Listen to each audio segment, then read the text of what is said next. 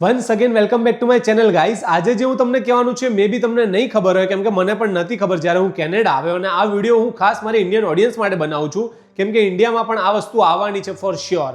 હવે ગાઈઝ હું આજે વાત કરવાનો છું રેસ્પાઇટ વિશે. રેસ્પાઇટ એટલે શું થાય હું તમને કહીશ. So guys without wasting any time let's get into the video. First of all respite એટલે થાય આરામ. હવે લેટ સપોઝ કે બે જણા છે બરાબર, એમાંથી એક જણો બીમાર છે એટલે બીજો જણો એનું ધ્યાન રાખે છે ઓલવેઝ, મતલબ 24/7. એ માણસને આરામ જોઈએ, એટલા માટે એઝ અ PSW, હું કેનેડામાં PSW છું, એટલે હું એમના ઘરે જઉં. મે બી 2 કલાક માટે હોઈ શકે, 3 કલાક માટે હોઈ શકે.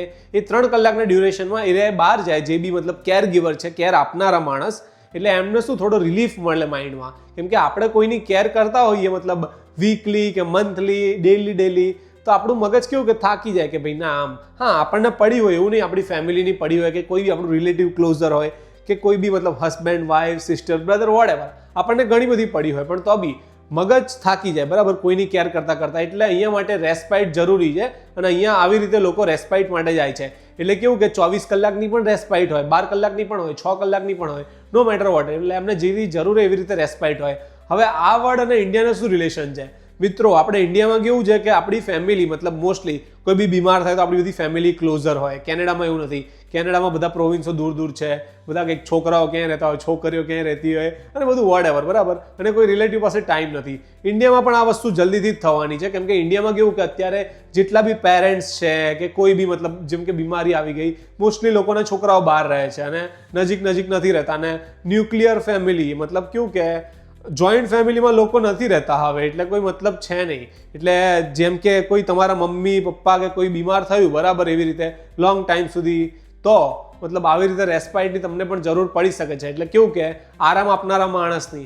હવે ઇન્ડિયામાં ઓલરેડી આ વસ્તુ છે, આ વસ્તુ ચાલી રહી છે. અમદાવાદની વાત કરું, અમદાવાદમાં છે, એટલે કે ગાંધીનગર સ્પેસિફિકલી, એમાં એવી એજન્સીઓ છે. એટલે આ દિવસ દૂર નથી કે ઇન્ડિયામાં પણ આ વસ્તુનો વારો આવશે. એટલે મિત્રો મારે તમને ખાલી આ જણાવવું જ હતું કે રેસ્પાઇટ એટલે આ વસ્તુ થાય. અને કેવું કે અહીંયા પ્રોફેશનલ બધા, એટલે કે હું ઘરે જઉં તો મને મતલબ કેવા રાખે બધા, એવું નહીં કે ના રાખે, ટ્રસ્ટ કરે.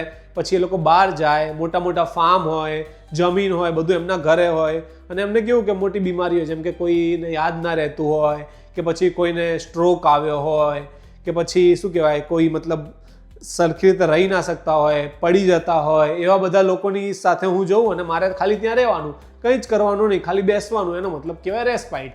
મિત્રો જો તમને મારી આ ઇન્ફોર્મેશન ગમી હોય તો આ વિડીયો તમારા ફ્રેન્ડ્સ એન્ડ ફેમિલી સાથે શેર કરી દેજો. Thank you so much.